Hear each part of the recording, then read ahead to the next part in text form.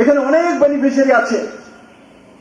রতনদা আমাকে বলছিলেন যে 13,200-র কাছাকাছি ফ্যামিলি আছে এখানে এই বিধানসভার মধ্যে, আর তার মধ্যে 8,300 পরিবার প্রধানমন্ত্রী আবাস যোজনার ঘর পেয়েছে। 8,300 পরিবার। 13,000-এর মধ্যে 8,300 পার্সেন্টেজ কত কত হলো? হ্যাঁ, 65%-এর উপরে। 65%-এর উপরে ঘর পেয়ে গেছে পরিবার। এবার জল জীবন মিশন, অটল জলধারা 2018-তে ডিসেম্বরে উপমুখ্যমন্ত্রী যিষ্ণু দেববর্মাকে বসিয়ে প্রেস কনফারেন্স করে বিপ্লব দেব ঘোষণা করেছিল ত্রিপুরা সরকারের পয়সা দিয়ে প্রতি ঘরে ফ্রিতে জলের কানেকশন দেবে। 2018 ডিসেম্বর আমরা শুরু করেছিলাম।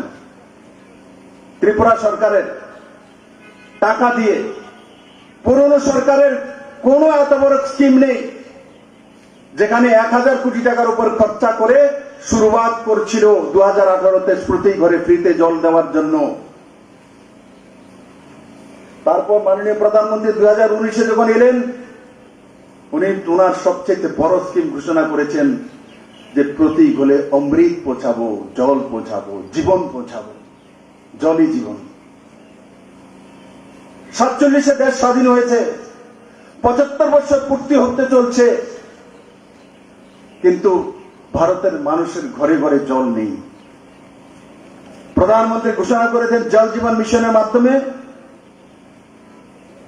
2024-এর মধ্যে প্রত্যেকের বাড়িতে ফ্রিতে জলের কানেকশন পৌঁছে দেবে। কিন্তু সেই কাজটা আমরা 2018 থেকে শুরু করেছি।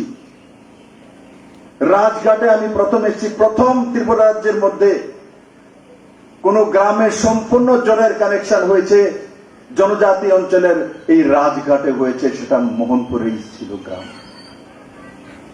আমি ওই মহিলাকে যখন জিজ্ঞাসা করেছি, জনজাতি মহিলা বোনকে আমি জিজ্ঞাসা করেছি, একটা কাঁঠাল গাছ ছিল, কাঁঠালটা পাকা ছিল। আমি কাঁঠালটার দিকে তাকাই, পাকা কাঁঠাল।